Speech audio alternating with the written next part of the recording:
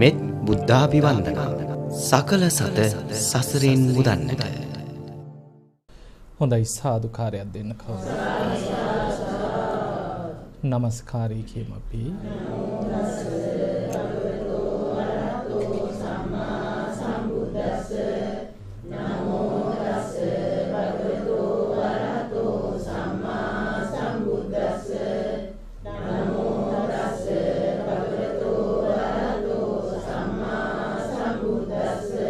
බුද්ධං සරණං ගච්ඡාමි ධම්මං සරණං ගච්ඡාමි සංඝං සරණං ගච්ඡාමි ဒုတိယံ පි බුද්ධං සරණං ගච්ඡාමි ဒုတိယံ පි ධම්මං සරණං ගච්ඡාමි ဒုတိယံ පි සංඝං සරණං ගච්ඡාමි တတိယံ පි බුද්ධං සරණං ගච්ඡාමි တတိယံ පි ධම්මං සරණං ගච්ඡාමි တတိယံ පි සංඝං සරණං ගච්ඡාමි පානාතිපාතා වේරමණී සික්ඛාපදං සමාදියාමි අදින්නාදානා වේරමණී සික්ඛාපදං සමාදියාමි කාමේසු මිච්ඡාචාරා වේරමණී සික්ඛාපදං සමාදියාමි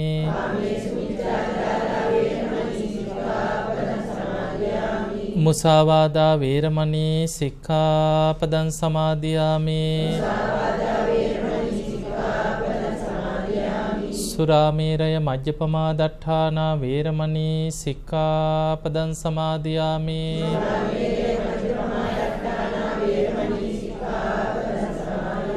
තිසරණේන සද්ධින් පංචශීලං ධම්මං සාදුකං සුරක්ඛිතං කତ୍වා අපමාදේන සම්පාදේත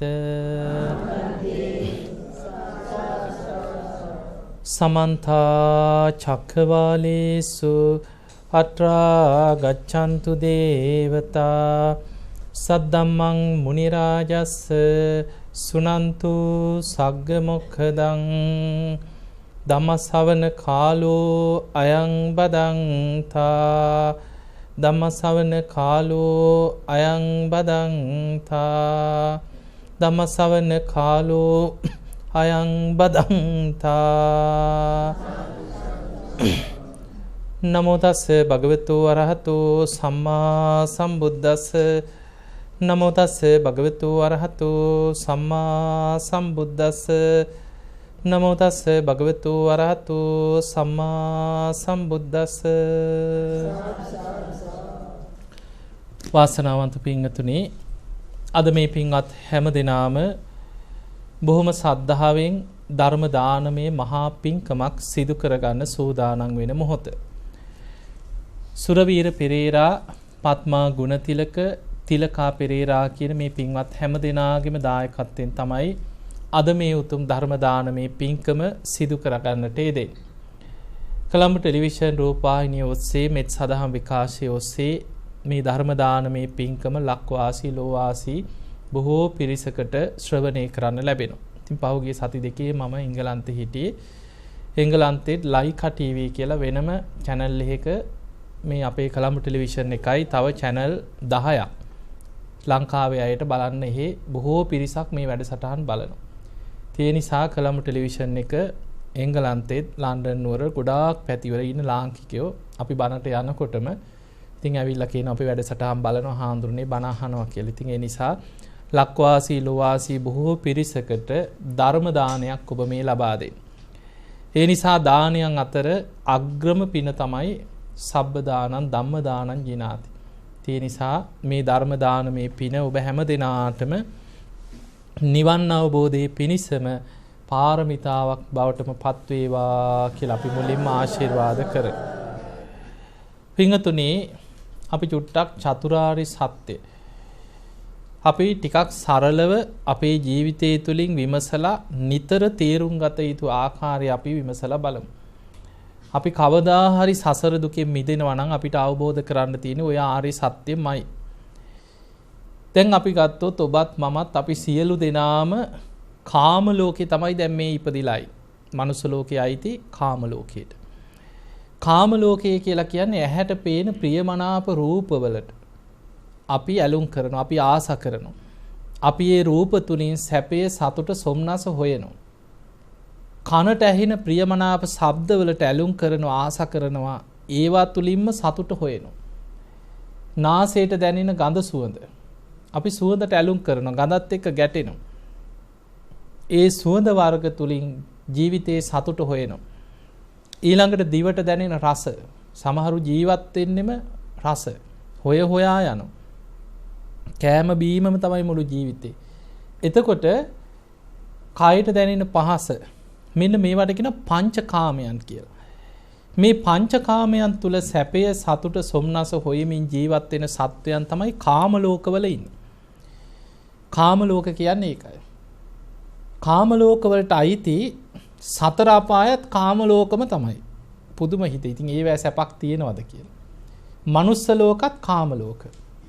දිව්‍ය ලෝක 6ක් තියෙනවා. චාතු මහරජික, තාවතින්සේ, යාමේ, තුසිතේ, නිම්මාන රති, පරිනිම්මිත වසවන්. ඒ සදෙව්ලෝම කාම ලෝක වලට අයිති වෙන්නේ.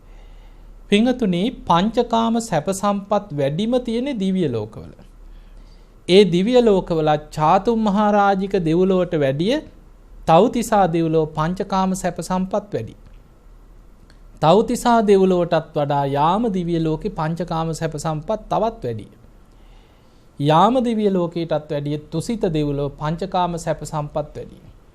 ඒ තුසිත දිව්‍ය ලෝකයටත් වඩා නිම්මාන රති දෙව්ලොව පංචකාම සැප සම්පත් වැඩි. පංචකාම සැප සම්පත් වැඩිම දිව්‍ය ලෝකේ තමයි පරිනිම්මිත වසවර්ති දෙව්ලොව. දිව්‍ය ලෝකවල ඉහළට ගිහිල්ලා ඉහළම තියෙන දිව්‍ය තලයේ තමයි පරිනිම්මිත වසවර්ති දෙව්ලොව.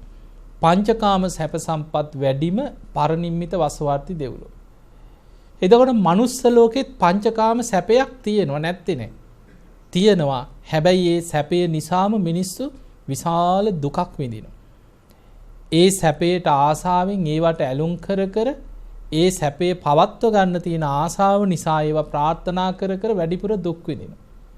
එතකොට තමන්ගේ පෙර පින්පව් අනුව සැප දුක් වල වෙනස්කම් අඩු වැඩිකම් මිනිස්සුන්ට මනුස්ස ලෝකේ තියෙනවා. පංචකාම සැප හොයන්න ගිහිල්ලා අන්ත දුකට වැටිච්ච පිරිස තමයි සතර අපායින්. ඒවත් කාම ලෝකම තමයි. හැබැයි පංචකාම සැප හොයන්න ගිහිල්ලා අන්ත දුකට වැටිලා තියෙනවා. ඒ තුල යම් පුංචි වෙලාවකට සමහරුන්ට පොඩි සැපයක් එන වෙලාවක් තියෙනවා.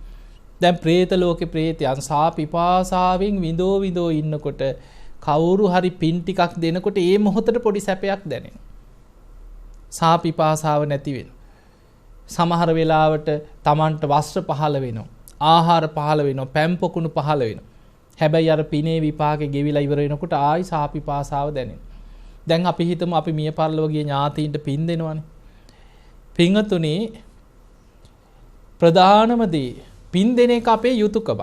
ඒක බුදුරජාන් වහන්සේ පෙන්නවා තමන්ගේ දෙමව්පියන් ඥාතියෙක් මිය පරලොව ගියාට පස්සේ ජීවත් වෙලා ඉන්න අයගේ යුතුයකම්. සිංහලෝවාද සූත්‍රයේත් පෙන්නනවා දරුවන්ගේ යුතුයකමක් තමයි මිය පරලොව ගිය දෙමාපියන් සිහිපත් කළ පින් දීම. දැන් අපි හිතමු පින් ගන්න පුළුවන් තැනම හිටියා කියලා. හැබැයි මතක තියාගන්න අපේ පින හැමදාම අපේ පිනේ විපාක ඒ විදිහටම පින කියන්නේ ගෙවිලා අවසන් වෙන දෙයක්. දැන් අපි ඇත්තටම පින්කම් කරන විදිහ හිතන්න. අපි ඔන්න 7 දවසේ පින්කම ලොකුවට කරනවා. 3 මාසේ පින්කම හොඳටම සූදානම් වෙලා හොඳටම කරනවා. 7 දවස් ඉතින් අර මිනිහ වල්ලලා කට උඩම නෙන්නේ. ඒ නිසා කොහොම හරි අමාරුවෙන් ඒක කරගන්න. 3 මාසේ පින්කම ලෑස්ති වෙලා හොඳටම කරනවා. ඊට පස්සේ අවුරුදු දෙකෙන් සමහරවිට ඈතට යනකොට ටිකක් ඈතට යන අවුරුදු 5 10 ඔහොම වෙනවා. අපි හිතමු අපි ජීවත් වෙලා ඉන්නකම් අපේ අම්මා තාත්තා ඥාතියෙක් වෙනුවෙන් අපි පින්කම් කරාම කියලා හිතමු. අපි පුළුවන් තරම් අපි පින් දුන්නා කියලා. හැබැයි මතක තියාගන්න ඔබ ඉන්නකම් ඔබ පින්කම් කරයි. පරම්පරා දෙක තුනක් යනකොට මැරිච්ච ආච්චිලා සීලාගේ නමක්වත් දන්නවද ඊළඟ පොඩියෝ? නෑ. ආයි මතක් වෙන්නේ නෑ ඊළඟ පරම්පරාවල් වල. මතක තියාගන්න දුගතියකට වැටුනොත් ප්‍රේතාත්මයකට වැටුනොත් සමහර ප්‍රේතයෝ ගැන තියෙනවා බුද්ධාංකුර ගණන් ප්‍රේත අපාය කියන. එක ප්‍රේත කොටසක් ගැන තියෙනවා කකුසඳ බුදුහාඳුරන්ගෙන් පින් ඉල්ලනවා. පින් ගන්න බෑ අකුසල් බලවත්. ඒ ප්‍රේතයෝම කොණාගමන බුදුහාඳුරන්ගෙනුත් පින් ඉල්ලනවා. කාශ්‍යප බුදුහාඳුරන්ගෙනුත් පින් ඉල්ලනවා. කාශ්‍යප බුදුහාඳුරුත් කියන ප්‍රේතයිනි නුඹලගේ පෙර අකුසල් බලවත්. අනාගතයේ ගෞතම කියලා බුදු කෙනෙක් පහළ වෙනවා. අන්නේ කාලේ බිම්බිසාර කියලා රජ කෙනෙක් නුඹලගේ සංසාරේ ඥාතිවරයෙක් රජකම් කරනවා. ඒ රජ්ජුරු ආරාමයක් හදලා ඥාතීන් සිහි කරලා පින් දුන්නොත් අන්නේ පින් ගන්න පුළුවන් කියනවා එදාට. එතකොට බලන්න මේක දැනගන්නෙත් කාශ්‍යප බුදුහාඳුරන්ගෙන්. ගෞතම බුදුහාඳුරු පහළ වෙලා ඒ පින් ගන්න ඒ අපේක්ෂාවෙන් ප්‍රේත ලෝකෙම දුක් විඳ විඳ අන්ත දුක් විඳ විඳ ඉන්නවා. කරුමේ කියන්නේ එදා බිම්බිසාර රජුරුව වේළුවනාරාමේ හදලා පූජා කළා මහා දානයක් දෙනවා ඥාතීන්ව සිහි කරලා පින් දෙන්න අමතක වෙනවා. බුද්ධාංකුර 4ක් പ്രേත අපායේ පින් ගන්න බැරුව වේදනාවෙන් දුක් විඳ විඳ සාපිපාසාවෙන් හිටපු പ്രേතයෝ ටික කලබල වුණා. අහෝ අපි කවදානම් මිදෙන්නද? බුද්ධාංකුර 4ක් අපි දුක් විඳ විඳ සාපිපාසාවෙන් මේ പ്രേත අපායේ දුක් විඳිනවා. මේ පිනත් නැත්නම් අපිට කවුරු නම් පින් දෙයිද කියලා ඉදා කලබල වෙලා තමයි බිම්බිසාර රජුරුවන්ගේ මාලිගාවේ රෑ භයානක සද්ද ඇති වෙනවා, බඩු මුට්ටු පෙරලෙනවා, දොරවල් හොල්ලනවා, අඩි සද්ද ඇහෙනවා. පහෝදාම රජුරුව බුදුරජාන් වහන්සේ මුණ ගැහෙන්න ගිහිල්ලා වැඳලා කියනවා අනේ ස්වාමීනි ඊයේ මහා පින්කමක් කරලා ආරාම පූජාවක් කරලා රාත්‍රී මාලිගාවේ කවදාවත් නැති බියජනක හඬවල් ඇහුණා. මගේ පින්කමේ අඩුවක් වුණාද ස්වාමීනි කියලා ඇහුවා. අන්න එතනදී බුදුරජාන් වහන්සේ බුදු ඇසින් බලලා කියන රජතුමනි සංසාරික ඥාති පිරිසක් පින් ගන්න බලාගෙන හිටපු බුද්ධාංකුර 4ක් තිස්සේ රජුරවන්ට ඊයේ ඥාතීන් සිහි කළ පින් දෙන්න බැරි වෙලා ප්‍රේතයෝ කලබල වෙලා පින් ගන්න බලාගෙන හිටපු ප්‍රේත පිරිසක් තමයි කියවයි ඔබේ සංසාරේ ඥාති පිරිසක් කියව. ඥාතීන්ට අනුග්‍රහ පිණිස පින්කම් කරලා ඒ ඥාතීන්ට දාම් පින්කම් කරලා පින් දෙන්න කිය. බිම්බිසාර රජුරෝ එදාම ආරාධනා කරා ස්වාමීනි එහෙමනම් හෙට දිනේ පටන් දින 7ක් මගේ මාලිගාවේ බුද්ධ ප්‍රමුඛ සංඝයාටම දන් දෙනවා ඥාතීන්ට අනුග්‍රහ පිණිස. බුදුරජාන් වහන්සේ ආරාධනේ පිළි අරගෙන එදා වැඩියා. ඒ වැඩම කරපු දවසේ තමයි දානි වළඳලා අවසන් වෙලා තිරෝකුඩ සූත්‍රයෙන් දහම් දෙසුවේ. ওই තිරෝකුඩ සූත්‍රයේ තියෙන ගාථාව තමයි අදටත් ওই පැන් වඩනකොට අපි කියන්නේ. යතාවාරි වහා පුරා පරිපූර්ෙන්ති සාගරං එයෝ මේ වයිතෝ දින්නම් පේතානං උපත අහලා තියෙනවනේ ඔකනේ. ওই ගාථාව තියෙන්නේ අර තිරෝකුඩ සූත්‍රයේ. මිය පරලෝකීය ඥාතීන්ට පින් ලැබෙන ආකාරය තමයි ඔක විස්තර වෙන්නේ. එතකොට හිතන්න දුගතියක වැටුනොත් ඉතින් හැමදාම පින් හම්බෙන්නේ නැහැ. ඒ නිසා මතක තියාගන්න ඒ පිනත් ගෙවිලා ඉවර වෙනවා. දැන් අපි ඥාතීන්ට පින් දෙනකොට ඒ අය පින් සාදු කියලා සතුටෙන් පින් අනුමෝදන් වෙනවා. ඒ පින් අනුමෝදන් වෙනකොට ඒ අයට ආහාර පාන පහළ වෙනවා, පැන් පොකුණු පහළ වෙනවා, විමානයක් පහළ වෙනවා. පිනේ විපාක ගෙවිලා ඉවර වෙනකොට අර ඔක්කොම නැතුව ආයි අර සාපිපාසාව දැනෙනවා. ඒක මේ වගේ නිකන් තේරෙන විදිහට කියමු අපි ගමු. අපි පාරේ යනකොට අසරණම හිඟන්නෙක් දැක්කා කියලා. සමහර හිඟන්න දැක්කම අපිට එකපාරට අනේ පව් කියලා හිතෙන වෙලාවල් එනවනේ. අපි පාරේ යනකොට කවුරු හරි අසරණම හිඟන්නෙක් ඉන්නවා. අපිට සමහරලාට හිතෙන අනේ අපේ තාත්තා වගේ, අපේ අම්මා වගේ කොච්චර අසරණ කෙනෙක්ද කියලා අනේ වගේ හැඟීම් ඇති වෙන වෙලාවල් එනවා. දැන් අපි හිතමු අසරණම හිඟන්නේ. මේ මිනිස්සයාට ලොකු උදව්වක් කරන්න ඕන කියලා අපි හිතමු අපි රුපියල් 1000ක් දුන්නා කියලා හිඟන්නේකට. බොහෝ වෙලාවට ඉතින් එහෙම දෙන්නේ නැහැ. කවුරු හරි දුන්නා කියලා හිතමු සල්ලි තියෙන කෙනෙක්. දැන් මේක හිඟන්නට ඒ මොහොතට සතුටක්ද නැද්ද? එයාට විශාල දෙයක්. හැබැයි ওই 1000න් වේල් කීයක් අයිද? දවස් 2ක් ජීවත් වෙයි. බත් පැකට් 5ක් 6ක් අයි ඕන. ඒක ඉවර වෙනකොට ආයි සාපිපාසාව දැනෙනවද නැද්ද? ආයි අර පරණ මට්ටමට වැටෙනවා. ඒ වගේ තමයි අපි පින් දෙනකොට ලොකු සතුටකින් ඒ පින අනුමෝදන් වෙලා සුවපත් වුණාට අපේ ඒ පිනේ විපාක ගෙවෙනකොට ආයි ප්‍රේතයන්ට සාපිපාසාවල් දැනෙනවා. ඒ නිසා පිංගතුනි සතර අපායේ වැටිච්ච සත්වයොත් ඔය වගේ තමයි. තිරිසන් සතත් එහෙම තමයි. බල්ලෙකුට මස් කට්ටක් දැක්ක ගමන් ලොකු සතුටක් ඇති වෙනවා. ඒ වගේ කෑම ටිකක් කුසගින්නේ ඉන්න සතෙකුට දැක්ක ගමන් ලොකු සතුටක් උපදිනවා. හැබැයි සතර අපායේ තියෙන පංචකාමයන් නිසාම අන්ත දුක් විඳින පිරිසක්. අපාය කියන්නේ දුකම තමයි. එතකොට මේ කාම ලෝකේ තමයි මේ අපි ඉන්නේ. ඔය ඉපදීම කොහේ ඉපදුනත් දැන් කාම ලෝකේ කොහේ ඉපදුනත් දුකක් තියෙනවා. ඊළඟට රූප භවය. දැන් මේ කියන්නේ කාම භවය. රූප භවය කියලා කියන්නේ යම් කිසි කෙනෙක් මේ පංචකාමයන් ඉක්මවලා කුසල අරමුණක් තුල හිත සමාධිමත් කරලා හිත වඩන භාවනා කරන කෙනෙක් භාවනා කළ සමාධියක් ඉපදුවට පස්සේ ඒ සමාධියට අනුව යා උපදින්නේ කාම ලෝකෙ නෙමෙයි බ්‍රහ්ම තලයක. පළවෙනි දෙවෙනි තුන්වෙනි හතරවෙනි කියන සමාධි මට්ටම් තියෙනවා. ඒ සමාධි මට්ටම් වලට අනුව උපදින බ්‍රහ්මතල 16ක් ධර්මයේ පෙන්වනවා. ඒ බ්‍රහ්මතල මහා බ්‍රහ්ම, බ්‍රහ්ම පාරිසජ්ජ, බ්‍රහ්ම පුරෝහිත ඔය විදිහට බ්‍රහ්ම ලෝක 16ක් තියෙනවා. ඒ බ්‍රහ්ම ලෝක 16ම රූපී බ්‍රහ්මතල. ඒ කියන්නේ පළවෙනි දෙවෙනි තුන්වෙනි හතරවෙනි කියන රූපාවචර ධානය ලැබලා උපදින බ්‍රහ්මතල. සමාධිය ගැන ඔබ අහලා තියෙනවා නම් බුදුරජාන් වහන්සේ සමාධිය විස්තර කරන්නේ මෙහෙමයි. විවිච්ඡේව කාමේහි විවිච්ඡේව අකුසලේහි ධම්මේහි. කාමයන්ගෙන් වෙන් වෙච්ච තැනක් සමාධිය කියන්නේ. භාවනා කළ හිත සමාධිමත් වෙනකොට ඒ සමාධිය තුළ අර පංචකාම අරමුණු නැහැ. එතන තියෙන්නේ සමාධිමත් කුසල අරමුණක් විතරයි. අර භාවනා නිමිත්ත. එතකොට විවිච්ඡේව කාමේහි කාමයන්ගෙන් වෙන් වෙච්ච තැනක්. විවිච්ඡේව අකුසලේහි ධම්මේහි අකුසල කර්මයන්ගෙනුත් වෙන් වෙලා ඉන්න වෙලාවක් සමාධිය කියන්නේ. සවිතක්කං සවිචාරං විවේකජං ප්‍රීති සුඛං පඨම ධානං උපසම්පජ්ජ විහෙරති. විතක්ක විචාර ප්‍රීති සුඛ ඒකාග්‍රතාව. ওই ටික තමයි සමාධියේ තියෙන අංග ටික. යම් කිසි කෙනෙක් මේ සමාධි අංග උපද්දව ගත්තා කියන්නේ පංච නීවරණ එතන නැහැ කියන. පංච කාමයන් තුල ඉන්න කෙනා තුල තමයි හැම වෙලේම කාමච්ඡන්ද, ව්‍යාපාද, තීන මිද්ද, උද්ධච්ච කුක්කුච්ච විචිකිච්ඡා. ඔය පහ තියෙන්නේ පංච කාමයන් තුල. පංචකාමයන්ගෙන් මිදිච්ච වෙලාවක් තුල ඒ පහ නැහැ. සමාධි අංග පිහිටත්. ඒවෙන් මිදිච්ච වෙලාව. එතකොට යම් කිසි කෙනෙක් මනුස්ස ලෝකෙදී හරි භාවනා කරලා අපිට ඒ ධ්‍යාන මට්ටම් වලට ටික ටික මනුස්ස ලෝකෙත් පැය දෙක විනාඩි 15 20 හරි භාවනා කරලා සමාධිය උපදවාගෙන සමාධි සුවයෙන් ඉන්න පුළුවන්.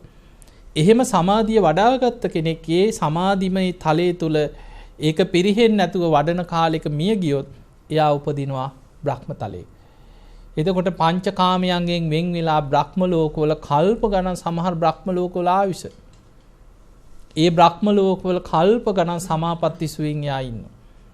පංචකාමයන්ගෙන් මිදිච්ච තැනක් එතන. ඊළඟට බුදුහාමුදුරුවෝ තවත් ඉපදීමක් පෙන්නනවා අරූප ලෝක. ඒ තමයි ආකාසානං ඡායතන, විඥානං ඡායතන, ආකින්චඤ්ඤායතන, නේව සංඥායතන කියන අර ධ්‍යාන හතරත් ඉක්මෝලා ඉහළටම අරූපී ධ්‍යාන වඩනවා.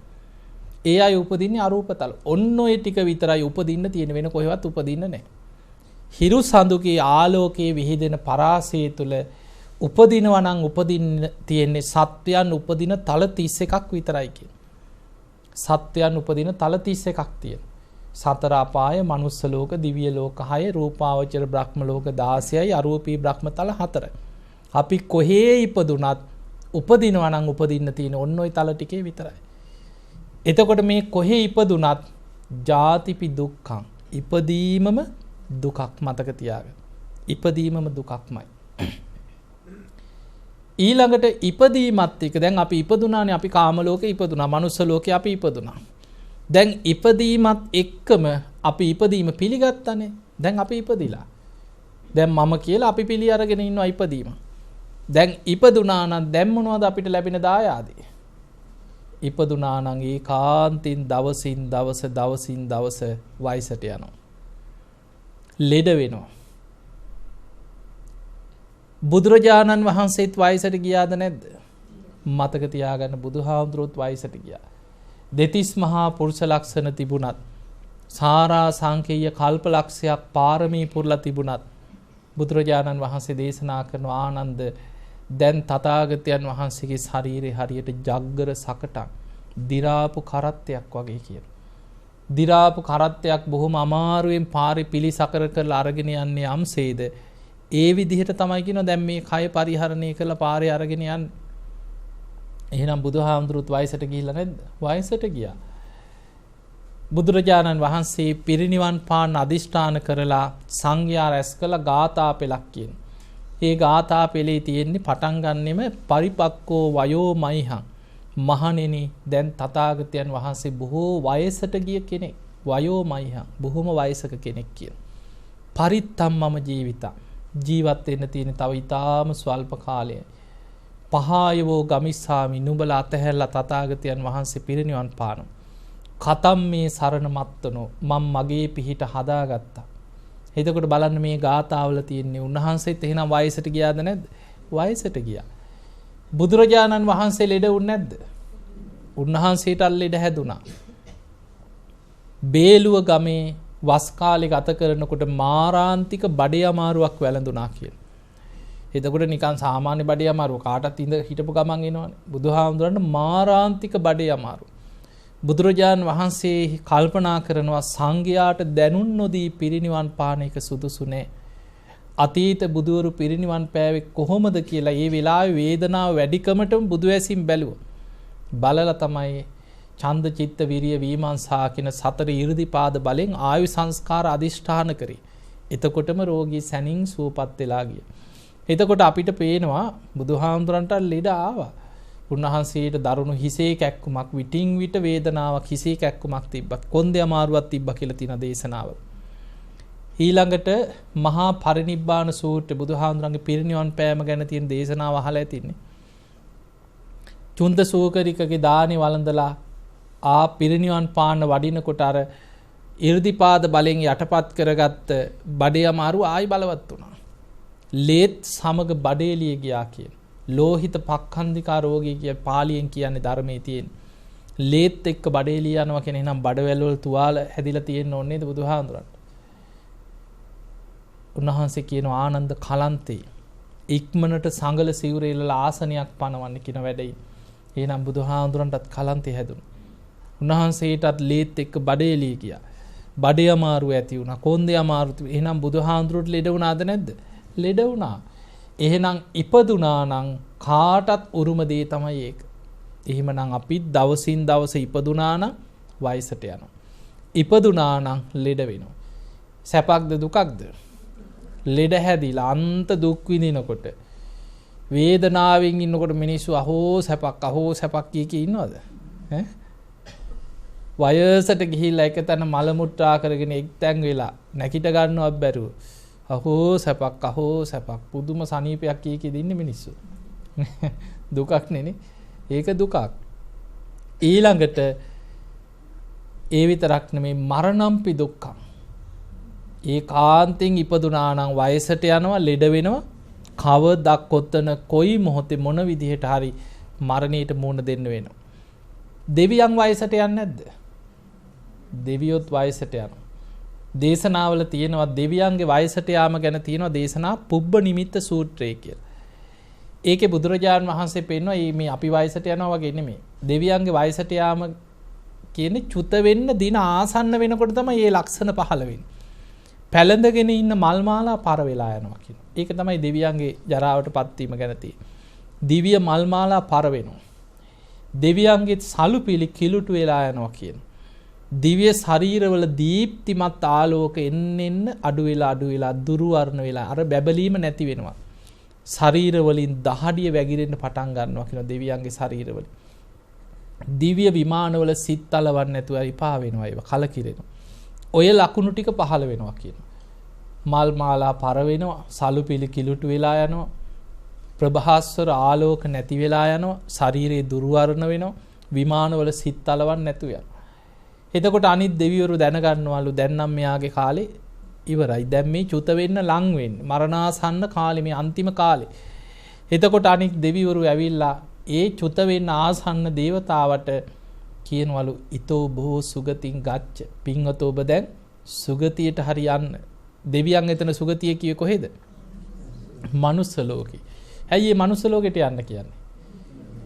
දැන් දෙව්ලොවින් චුත වෙලා දිව්‍ය ලෝකේ දැන් ආයි ඉන්න කියලා වැඩක් නැහැ. එහෙ පින ගෙවිලා ඉවරයි. ලොකු පිනක් නිසා දිව්‍ය ලෝකේ ඉපදුනා. ඒ පින දැන් ගෙවිලා ඉවරයි. දැන් පැටෙන්න තියෙන්නේ පල්ලෙහාට එක්ක මනුස්ස ලෝකෙ එක්ක හතර අපායේ. ඒ නිසා අපායට නොඇටි දැන් ඔබ සුගතියට යන්න කියන. මනුස්ස ලෝකෙට යන්න. එහෙ හිත පිහිටවන්න කියන. සුගතින් ගන්්වා සුලද්ද ලාභං ලබ. සුගතියට ගිහිල්ලා උතුම් ලාභය ලබන්න කියන. සුලද්ද ලාභං ලබිත්වා සුප්පතිට්ඨිතෝ භවාතීති. උතුම් ලාභය ලබලා ඒක තුල ස්ථාවර වෙන්න කියන. ඔන්න කියන දේ. ඕක තමයි දෙවියන් දිව්‍ය ලෝකෙන් චුත වෙන්න ලං වෙනකොට අනිත් දෙවිවරු දෙනවා කියන උපදේශ.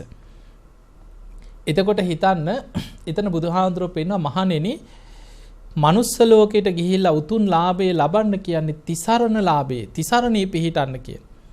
ඒක තුල ස්ථාවර වෙන්න කියන්නේ සෝවාන් වෙන්න කියන එක කියන්නේ. මනුස්ස ලෝකෙට ගිහිල්ලවත් ඉක්මනට සෝවාන් වෙන්න කියනවා, සතර අපායෙන් මිදෙන්න කියන. එතකොට බලන්න ඔන්න එතනින් තේරුම් ගන්න දිව්‍ය ලෝකෙන් චුත වෙන්න ආසන්න වෙන කෙනාට දෙවිවරු දෙන උපදේශ තමයි පින්වත ඔබ ඉක්මනට අපායට නොඇටි මනුස්ස ලෝකෙට හරි දැන් හිත පිහිටවගෙන යන්න.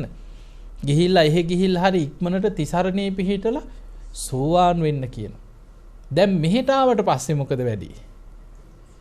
මෙහෙට ආපු අයට හිතෙනවා මෙහෙ බෑ දිව්‍ය ලෝකේ යනවා. එහෙම නැද්ද?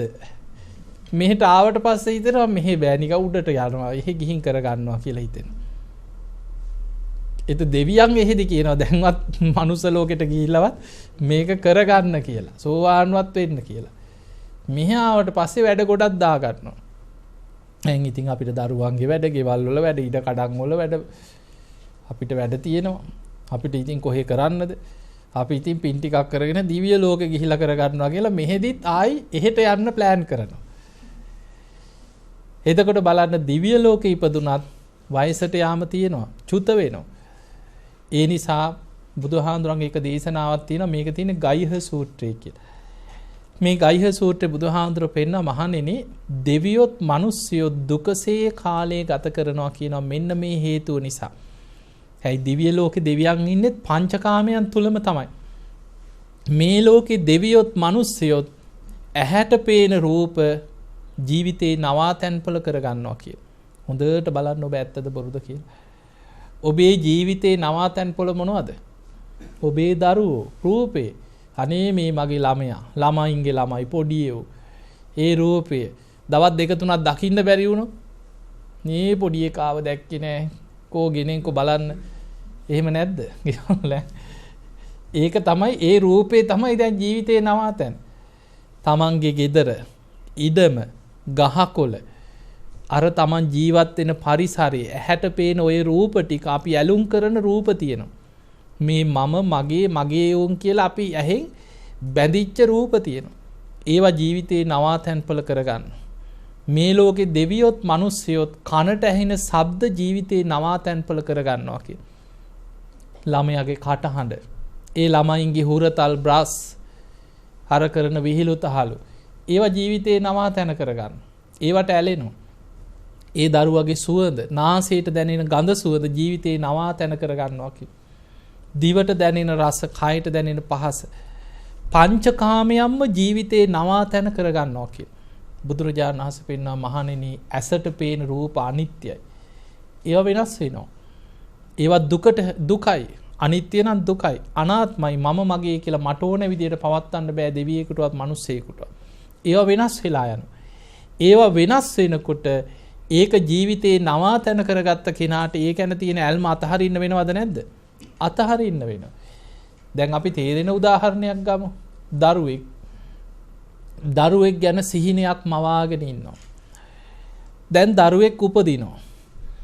දැන් ඒ දරුවගේ රූපය, කටහඬ, ඒ ළමයාව ඉඹිනකොට දැනෙන දරුවගේ සුවඳ, ඒ දරුවගේ පහස තුරුල් කරගන්නකොට දැනෙන ඒ දේවල් ඒ පංචකාමයන්ම ජීවිතේ නවාතැන කරගෙන මේ මගේ ළමයා, මගේ එකා, මේ මගේ පුතා කිය ආදරෙන් ඉන්නවා. අපි හිතමු හදිස්සියේ මේ දරුවට ලෙඩක් හැදිලා මැරෙනවා. ළමයා අහිමි වෙනවා. දැන් මොකද වෙන්නේ? ඒක තමයි හේතු නිසා හටගත්ත දේ අනිත්‍යයි.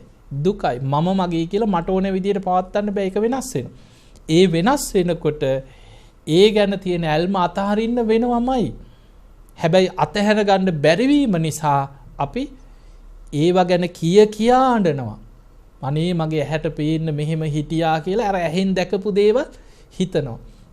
මට මෙහෙම අම්මේ කියලා කතා කරා කියලා කනට ඇහිච්ච දේවල් අර ළමයාගේ හඬ සිහි කර අඬනවා. ළමයා තුරුල් කරගත්ත හැටි, ළමයා බදාගත්ත හැටි, එතකොට ඇහෙන් දැකපු රූප, ශබ්ද, ගන්ධ ඒවා නෙමෙයිද හිතන්නේ. ඒ දරුවා ඔස්සේ පංචකාමයන් තුලින් දරුවට බැඳිච්ච හැටි හිතා අඬනවා, වැළපෙනවා, ශෝක කරනවා. මිනිස්සුන්ට විතරක් නෙවෙයි බුදුහාමුදුරුවෝ පෙන්වන මහණෙනි දෙවියොත් ඔය වගේ කියලා. හිතන්න එපා මේ දිව්‍ය ලෝකේ කියන්නේ නිකන් එහෙ පහළ වෙලා නිකන් සැපසේම හාන්සි වෙලා වැජබිලා ඉන්නවා කියලා. ඒවැත් ගැටුම් එහෙත් මරා ගන්නවා. සුරාසුර යුද්ධ ගැන අහලා නැද්ද? එහෙත් යුද්ධ කරනවා. එහෙත් මරා ගන්නවා අවියායුධ අරගෙන. සක්‍ර දෙවියෝ කියන්නේ මේ අසුරයෝ එක්ක නිතර යුද්ධ. ඒ යුද්ධවලදී භයංවා චම්බිතත්තං ආලෝමහසු බිය ඇති වෙනවා, තැති ගන්නවා, ලොමු දැහ ගන්නවා, බිහිරුත් චම්බි උත්‍රාසි පලායිති පැනලා යනවා, දුවනවා කියන බය වෙච්ච ගාව. තැති ගන්නවා අයි දෙවියෝ කියලා නෑ. ඒක තමයි ස්වභාවය. එතකොට දෙවියෝ අතරත් ඒ ගැටුම් ඇති වෙනවා, රණ්ඩු සරුවල් ඇති වෙනවා, ඒ ප්‍රශ්න ඇති වෙනවා. කෙලෙස් සහිත අයනේ. ඊළඟට දිව්‍ය විමාන ගැන ඉරිසියාවල් ඇතිවෙනවා, දිව්‍යාංගනාවන්ට මරා ගන්නවා ඉව. එහෙම තියෙනවා. ඒ විස්තර තියෙනවා. සක්‍ර දෙවියන් තමන්ගේ පෙර බැලුවා හිටපු මේ පෙර ජීවිතයේ පෙම්වතිය අසුර විමානයක පහළ වෙලා වෙස්වලාගෙන ගිහිල්ලා අරගෙන ආවා. ඒ වෙලාව අහලා නැත් ඔබ කතාව. එතකොට ඒ අසුර විමානයක පහළ වුණේ බැලුවා කොහෙද කියලා. එතන තියෙනවා මනුස්ස ලෝකේ ඉන්නකොට පෙර බිරින්දෑවරු 3 දෙනෙක් හිටියා කිනෝ ඒ කාලේ. ඒ 3 දෙනාගෙන් දෙන්නෙක් හොඳට පින් කරා. ඒ පින් කරපු දෙන්නම දිව්‍ය ලෝකේ පහළ වුණා. සක්‍ර දෙවියන්ගේ අගමෙහිසිකාවරු හැටියට දෙව්ලොව පහළ වුණා. එතකොට ඒ දෙන්නම දිව්‍ය ලෝක අනිත් කෙනා දිහා බලපුවාම අකුසල් කර හිටියා. පින් කරේ නැහැ. බොහොම ලෝභකමෙන් හිටියා. බලනකොට කෙකිනියක් වෙලා පහළ වෙලා තියෙන විලක තිරිසන් ලෝකේ පහළ වුණා. සක්‍ර දෙවියන් දැක්කා. ඒ වෙලාවේ සක්‍ර දෙවියන් දැන් කොහොමද මෙයාව ගුණ ධර්මයක පිහිටවන්නේ කියලා කල්පනා කළා. මාළුවෙක් විදිහට වෙස්වලාගෙන ආවා කියනවා. ඉස්සල්ලා පෙනී ඉඳලා මේ කෙකිනිය ඉදිරියේ සක්‍ර දෙවියෝ මුලින් පෙනී ඉඳලා අවවාද කරනවා. පෙර ජීවිතයේ සිහිය ඉපැද්දෙව්වා කියන. සිහිය උපද්දවලා පෙර මතක් කරලා දීලා කිව්වා ඔබ පෙර මනුස්ස ලෝකේ හිටපු කෙනෙක්. ඔබ මේ විදිහට කෝ අනිත් ඉහෙලිවරු කියලා අහපම කිව්වා. ඒ අය දිව්‍ය ලෝකේ කිව්වා. ඔබ පින් කරගත්තේ නැහැ. පේනව නේද ඔබට වෙච්ච දේ කිව්වා. ඊට පස්සේ කිව්වා අනේ මට සිල් ගුණ දහම් රකින්න මට කියන්න කිව්වා. ඊට පස්සේ කිව්වා දැන් ඔබ ඉන්නේ කෙකිනියා. දැන් ඉතින් කරන්න දෙයක් නැහැනේ. හැබැයි මැරිච්ච මාළුවෙක් කැරෙන්න මාළුවෙක්ව මරාගෙන කන්න එපා කිව්වා. ඔබ ඔය ආත්මයේ තුල සිල් ගුණ දහම් රකින්න කිව්වා. දෙව්ලොව හිත පිහිටවාගෙන සිල් රකින්න කිව්වා. දීපු උපදේශ සක්‍ර දෙවියෝ. ඊට පස්සේ දැන් සක්‍ර දෙවියන්ට අවශ්‍ය වුණා දවසක් ඇත්තටම සිල් රකින්නවද කියලා බලන්න. සක්‍ර දෙවියන්ට මාළුවෙක් විදිහට වෙස්වලාගෙන ඇවිල්ලා අර විලේ පීන හිටියා. නිකන් කට ළඟින් යනවා අහුවෙන්නේ. යනකොට අර කෙකිනි අල්ලගත්තා. අල්ලගත්ත ගමන්ම එහෙම්මම නිකන් පණ තියෙන බව දඟලලා පෙන්නනවා. පෙන්නපු ගමන් වතුරට දැම්මා. ඒ වෙලාවෙම සක්‍ර දෙවියන් පෙනී ඉඳලා කිව්වා මම ඔබ පරීක්ෂා කරන්න ආවේ. ඔබ බොහොම සිල්වන්තයි. ඔබ ඔය ප්‍රතිපක්ති රැකලා දෙව්ලොව හිත පිහිටවන්න කිව්වා. අර කෙකිනි එතනින් මිය ගිහිල්ලා ඉපදුනා දෙව්ලොව. හැබැයි ඉපදුනේ අසුරයන්ගේ අසුර විමානයක අසුර දිව්‍යාංගනාවක් වෙලා ඉපදුණා. සක්‍ර දෙවියෝ බැලුවා කෝ නෑ බලනකොට අසුරයන්ගේ අසුර විමානයක ඉපදිලා තියෙනවා. දැන් ඔය වෙනුවෙන් දැන් සැලසුමක් ගැහුවා ගිහිල්ලා කුමාරි කරගෙන එන්න. ඒ වෙලාවේ අසුර නායක දෙවියන් තමන්ගේ දිව්‍ය කුමාරිකාවන්ට සුදුසු ස්වාමියෙක්ව තෝරන දවස. දැන් මේ දිව්‍යාංගනාවන්ට සුදුසු ස්වාමියෙක්ව තෝරන. ඒ තෝරන වෙලාවේ අනිත් පිරිස දැන් එක එක දෙවිවරු ඒ අසුර දෙවිවරු දිව්‍ය ස්වරූපයෙන් සැරසිලා ඇවිල්ලා ඉන්නවා. මොකද මේ අසුර ලෝකෙම ඒ දෙවියන්ගෙම එතන අසුර කියන්නේ එතන අපාය නෙමෙයි දිව්‍ය ලෝකෙම දිව්‍ය පිරිස. ඒ පිරිසේ අය අතරට සක්‍ර දෙවියොත් ටිකක් මහලු ස්වරූපේ වේශයක් මවාගෙන ගියා. හොයන්න බැරි වෙන්නේ. වෙස් මවාගෙන ගියා. මහලු වේශයක් අරගෙන ගියා. ඒ ගිහිල්ලා අර තරුණ බොහොම ලස්සන දෙවිවරු අතරේ දැන් තෝරනවා. දැන් කීවා මේ ඉන්න දෙවිවරු අතරින් ඔබ කැමති දේවතාවෙක් ඔබ තෝරගන්න කිව්වා. අර ඔක්කොම ළඟින් බලාගෙන ගියාට අර වයසට ගිය කෙනෙක් හැටියට වෙස්සලාගෙන ඉන්න කෙනාට තමයි හිත ඇදිලා ගියේ. මොකද රූපේ මොන ස්වරූපෙන් තිබුණත් හිතේ සිතුවිලි වලින් සංසාර බැඳීමට ඒ විඥාණයට හිත ඇදිලා ගියා. ඊට පස්සේ තෝරගත්තේ මෙයා. තෝරගත්ත ගමන්ම අනික් දෙවිවරුයි කට්ටියම විහිළු තහළු කරන්න ගත්තා. මෙච්චර ලස්සන තරුණ දෙවිවරු ඉන්නේ නැද්දි මේ වයසට ගිය දේවතාවෙක් වුණේ මේ තෝරගත්තේ මේ මොකෙද්ද මේ කියලා කට්ටිය විහිළු කරන්න. දැන් ඉතින් කැමැත්ත විවාහය තෝරගත්තා. ඒ වෙලාවෙම සක්‍ර දෙවියෝ සැනින් පෙනී ඉඳලා කිව්වා සිහි කරලා දුන්නා මමයි ඔබේ පෙර ස්වාමියා යම් මාත් එක්ක කියලා. ඉක්මනට සක්‍ර දෙවියන්ගේ දිව්‍ය රථේ දාගෙන මාතලී එක්ක සැනින් දිව්‍යපුරයට වේගෙන් අරගෙන ආවා. අසුරයෝ දැනගත්තා කියනවා යනකොටම මේ සක්‍රය නේද වෙස්වලාගෙන ආවේ කියලා පස්සෙන් පන්නගෙන ආවා. නමුත් කොහොම හරි සක්‍ර දෙවියෝ අරගෙන ආවා සක්‍ර දෙවියන්ගේ දිව්‍යපුරයට. එතකොට ඔය වගේ ඔය සක්‍ර දෙවියන් ගැන තව ගොඩ කතා තියෙනවා. ඒ නිසා පින්වතුනි ඔය සුධර්මා දිව්‍ය සභාව පහළ වෙන්නේ ඒ සුධර්මා කියන මනුස්ස ලෝකේ හිටපු දිව්‍යාංගනා. ඒ කාලේ මග මානවකයා ශාලාවක් හැදුවා කියන කූටාගාර ගානක් තියෙන. ඒකෙදි උදව් උපකාර කරපු ඒ තමන්ගේ එක බිරිඳක් තමයි සුධර්ම. ඒ නමෙන් තමයි සුධර්මා දිව්‍ය සභාව පහළ වෙන්නේ දිව්‍ය ලෝකේ. එතකොට ඒ වගේ චිත්‍රා සුධර්මා ඔය වගේ නංගානකින් ලොකු විස්තර ගොඩක් තියෙනවා. එතකොට අපිට පේනවා ඒවත් ඉතින් ඕවත් කෙලෙස් තමයි තියෙන්නේ. රණ්ඩු සරුවල් මරා ගන්න ඒවා යුද්ධ සුරාසුර යුද්ධ ගැන අහලා ඇතින්. වෙලාවකට සුරයෝ දිනනවා වෙලාවකට අසුරයෝ දිනනවා. අසුරයෝ දිනපු ගමන් අසුරයන් වැදගෙන එනවා කියන අසුරපුරේ. එක තැනක තියෙනවා වේපචිත්ති කියන අසුරේන්ද්‍රයව එකපාරක් අහු වෙනවා සක්‍ර දෙවියන්. සක්‍ර දෙවියන්ගේ දිව්‍යපුරයට අරගෙන ඇවිල්ලා දෙවියන් බෙල්ලයි අත් දෙකයි කකුල් දෙකයි පස්වනුකට දිව්‍ය බැඳීමකින් වේපචිත්ති කියන බන්ධනෙන් බැඳා කියන. ඒ දිව්‍ය බන්ධන කියලා කියන්නේ මේ ලණු වලින් ගැට ගහනවා වගේ එකක් නෙමෙයි. ඒ බන්ධනයේ ස්වභාවය තමයි දැන් අසුරයව ගෙනල්ලා දාලා තියෙන්නේ බැඳලා. අසුරයා හිතුවොත් මේ සක්‍රයාගෙන් පලි ගන්න ඕනේ මේක මෙහෙමයි කියලා සක්‍රයා ගැන වැරදි විදියට හිතන්න අර තද වෙලා හිර වෙනවා කියන බෙල්ලත් හිර වෙනවා අත් දෙකත් හිර වෙනවා. හිතුවොත් අනේ නෑ මමයි වැරදි අසුරයෝ වෙච්ච අපිනේ වැරදි සක්‍ර දෙවියන් කොච්චර හොඳද අපි මේ කරපු වැඩේ වැරදි කියලා හිතන්න අර ගැට ඔක්කොම බුරුල් වෙලා ලිහිල් වෙනවා කියන. ඒක තමයි දිව්‍ය බන්ධන. එතකොට ඔය වගේ ආයුධ තියෙන දෙවියන්ට තියෙන සක්‍ර දෙවියන්ට තියෙන චක්‍රායුධය කියලා ආයුධයක්. දිව්‍ය ලෝක යුද්ධ තියෙන. මේ යුද්ධ වගේ මේ එක ඊතලේ විදිනකොට ඊතල 1000ක් යනවා කියනවා අහසෙන් එකපාරම ඇවිලා. ඒවා මන්තර දෙවියන්ගේ දිව්‍ය බලයත් එක්ක තියෙන ඒවා. සක්‍ර දෙවියන්ගේ චක්‍රායුධයේ ස්වභාවය ගැන විස්තර වෙනවා. යුද්ධෙදී මොන විදිහේ ප්‍රතිවිරුද්ධ ආයුධයක් ආවත් චක්‍රායුධෙන් ගහනකොට ඊට ප්‍රතිවිරුද්ධ ආයුධයක් අහසේ හැදෙනවා කියන. ඊතල 1000ක් එනවා නම් චක්‍රායුධයේ ගහපුවාම ඊතල 1000ටම පලි 1000ක් අහසේ හැදිලා ඒ 1000ම වලකිනවා කියන. හෙල්ල 1000ක් එවනවා නම් චක්‍රායුධෙන් ගහපු ගමන් හෙල්ල 1000ට විරුද්ධ 1000ක් අහසෙම ඇවිලා ඒක නතර වෙනවා කියන. ඒක තමයි සක්‍ර දෙවියන්ගේ චක්‍රායුධය ගැන තියෙන. එතකොට ඔය වගේ දිව්‍ය ලෝකවලත් කෙලෙස් යුද්ධ තමයි. ඒ නිසා දැන් අපි කතා කරේ ඉපදීමත් එක්ක ලැබෙන දේවල්නේ. ඉපදීමම දුකක්. ආයි දෙව්ලෝ ඉපදුනත් දුකම තමයි. එහෙත් කෙලෙස්ම තමයි.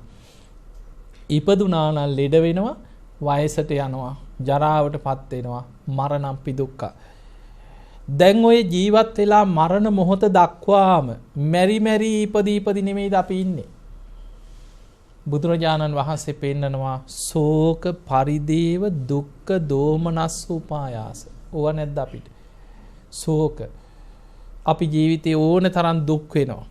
ශෝක කරනවා. පරිදේව කියන්නේ නංගොත් කිය අඬනවා.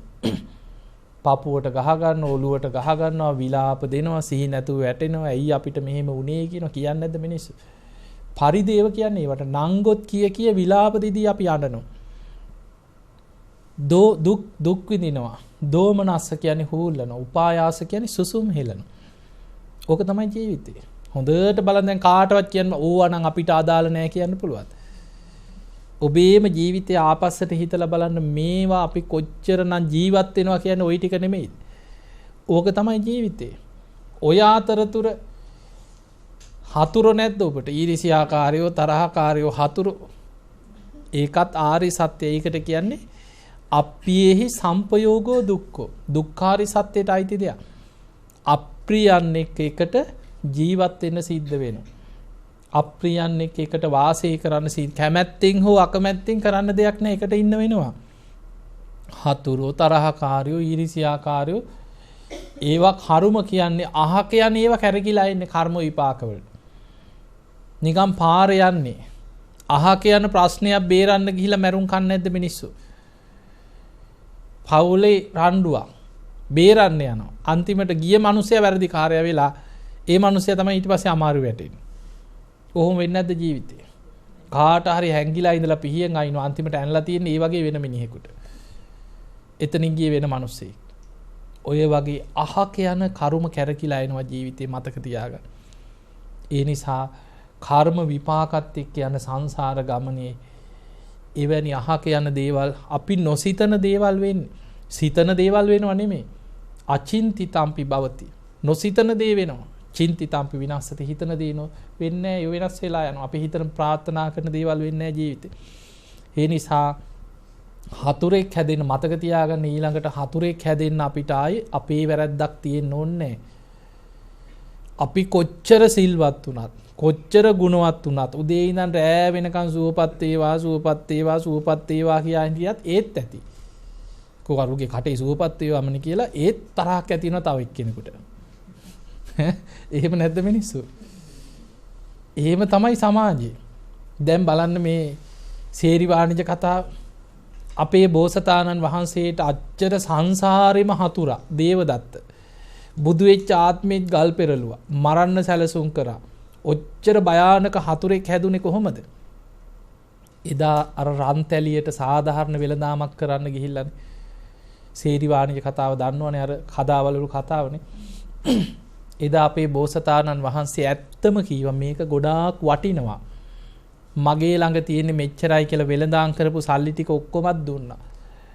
වලල්ලක් දෙකක් ඉල්ලුවේ. මුළු වලලු කූඩෙමත් දුන්නා. ඇත්තම කියලා සාධාරණ වෙළඳාමක් කළා රන්තැලිය අරගෙන ගියා. කලින් ආපු කපටි වෙලෙන්දා මේක වැඩක් නෑ කියලා වීසි කරලා ගියා. නිකන් ගෙනියන්න ඊළඟ පාර ඇවිල්ලා. වලල්ලක් අත් නොදී ගෙනියන්න තමයි බැලුවේ. දෙවනි පාර කැරකිලා ආයෙ එනකොට ඕ ගන්න බලන්න වලල්ලක් හරි දෙන්න කියලා බලනකොට ගෙනහිල්ලා. උන් හිටි තැන් අමතක වුණා. පන්නගෙන ආව. එනකොට අපේ බෝසතාණන් වහන්සේ ගඟෙන් එතර වෙලා පාරුවේ වඩිනවා. ගම් යූරට ඇවිල්ලා කෑ ගැහුවා ඕක මගේ කියෝ. ඕක මටයි අයිති කියෝ. උන්වහන්සේ ගඟේ ඉඳන් කියන නෑ මං සාධාරණ විදිහට වෙළඳාමක් කළා මට ලැබිච්ච දෙයක්. මං ඔබට සාප කරනවා කියලා මං සංසාරෙ උඹේ පස්සෙන් එනවා කිව්වා. ආවද නැද්ද? ජාතක පොතේ කොච්චර තියෙනවද හම්බෙච්ච ආත්මවල සසරේ පලිගත්තා. සංසාර හතුරෙක් හැදුනා. බුදු වෙච්ච ආත්මෙත් ගල් පෙරළුවා, මරන්න සැලසුම් කරා, සංඝ බේද කරා, අලි කුලප්පු කරලා ඔය ඔක්කොම සැලසුම් පස්සේ ඉන්නේ දේවදත්ත. එතකොට හිතන්න එච්චර සංසාරයට හතුර හැදුනේ එදා සාධාරණ වෙළඳාමක් කළා නෙමෙයිද?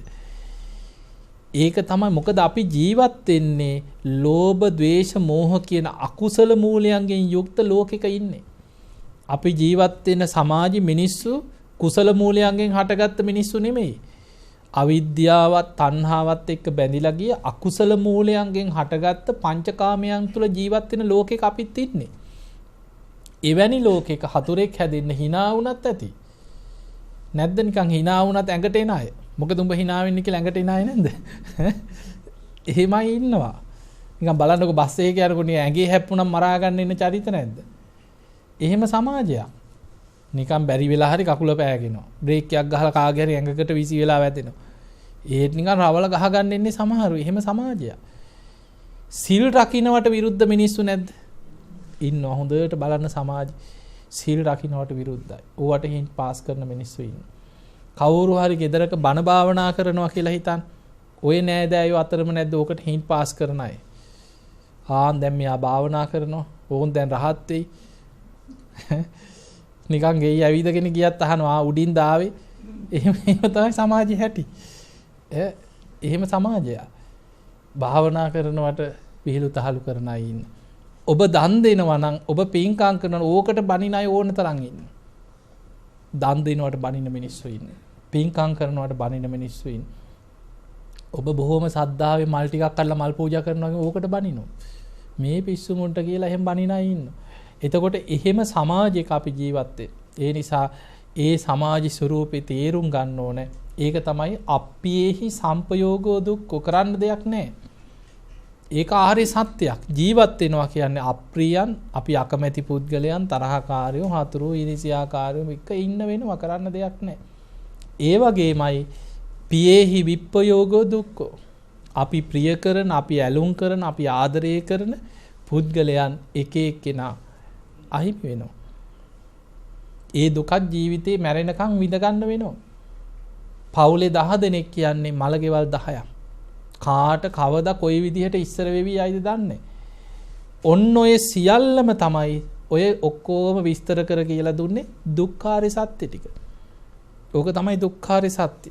ජාතිපි දුක්ඛං, ජරාපි දුක්ඛං, ව්‍යාධිපි දුක්ඛෝ, මරණම්පි දුක්ඛං, අප්පියේහි සම්පයෝගෝ දුක්ඛෝ, පියේහි විප්පයෝගෝ දුක්ඛෝ. යම් පිච්ඡන්න ලැබපි තම්පි දුක්ඛ. යමක් කැමතිද කැමති දේ නොලැබීම දුකක් කියලා. ඊළඟට ඉපදුනා නම් ශෝක පරිදේව දුක්ඛ දෝමනස් උපායාස. ඔය මුළු දුකම තේරුණාට ඕක විමසන්න ඕන. යෝනිසෝ මනසිකාරයේද එතකොටයි මේ ජීවිතය ඇත්ත තේරෙන්නේ. විමසගෙන යනකොට බුදුහාමුදුරුවෝ පෙන්නනවා ඔය දුක අවබෝධ කරන්නත් කරුණු 5ක් තියෙනවා. ඒ තමයි සංකිට්ඨේන පංච උපාදානස්කන්ධා දුක්ඛ. අන්නේ පංච උපාදානස්කන්ධ දුකමයි මේ සියලු දුකට හේතුව කියලා අපිට යම් තැනකදී තේරෙනවා. එයා පංච උපාදානස්කන්ධ දුක අවබෝධ කරගන්න මහන්සි ගන්න. ඒ නිසා ඔන්න ඔය දුකට හේතුව තමයි තණ්හාව. ඒ දුකෙන් මිදීම තණ්හා නිරෝධය තමයි දුක නැතිවීම.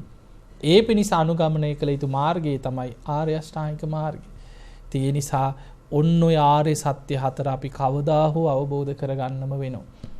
ඒ පිණිසයි අපි දන් දෙන්න, පින්කම් කරන්නේ, බණ අහන්නේ, මේ හැම දෙයක්ම කරන්නේ සසර දුකින් මිදීම නිවන අරමුණු කරගෙන. ඒ නිසා ඔබ හැම දිනාටම අද මේ ධර්ම දානමේ පිනත් නිවන් අවබෝධයේ පිණිසම, චතුරාර්ය සත්‍ය අවබෝධයේ පිණිසම පාරමිතාවක් බවටම පත් වේවා කියලා අපි ඔබට ආශිර්වාද කරමු. එහෙමනම් පින්තුනේ ධර්ම ශ්‍රවණයෙන් අපි රැස් කරගත්ත සියලු පින් සියලු දෙවියෝ සාදුකාර දෙදී මේ පින් අනුමෝදන් වෙත්වා. දෙවියන්ගේ දිව්‍ය අසීසුරු වර්ධනය කරගෙන සියලු දෙවියෝ සසර දුකින් අත මිදේවා කියලා සාදු කියලා පින්. ඒ සියලු දෙවියන්ගේ පිහිට රැකවරණ ආශිර්වාදේ ඔබ හැම දිනාටම ලැබේවා කියලා අපි ආශිර්වාද කරමු. කලම ටෙලිවිෂන් කාර්ය මණ්ඩලයේ හැම දිනාමත් සීල සුවර්ණ පුණ්‍ය භූමියේ වැඩ සිටින ගිලන් ස්වාමීන් වහන්සේලා තු සියලු දෙනාමත් බණ අහපු ඔබ හැම දිනාමත් ලක්වාසී ලෝවාසී සියලු දෙනාමත් නිදුක් වේවා, නිරෝගී වේවා, සුවපත් වේවා. හැම දිනාටම උතුම් වූ ධර්මාවබෝධයේ පිණිසම මේ පින උපකාර වේවා කියලා අපි ආශිර්වාද කරමු. ඔහොම වැඳ ගන්න අභිවාදන සීලිස්ස නිච්ඡං වද්ධා ප්‍රචායිනෝ චත්තාරෝ ධම්මා වඩ්ඩන්ති ආයුවන්නෝ සුඛං බලං ආයුරාරෝග්‍ය සම්පatti සග්ග සම්පatti මේවච අතෝ නිබ්බාන සම්පatti මිනාතේ සමිච්ඡතු.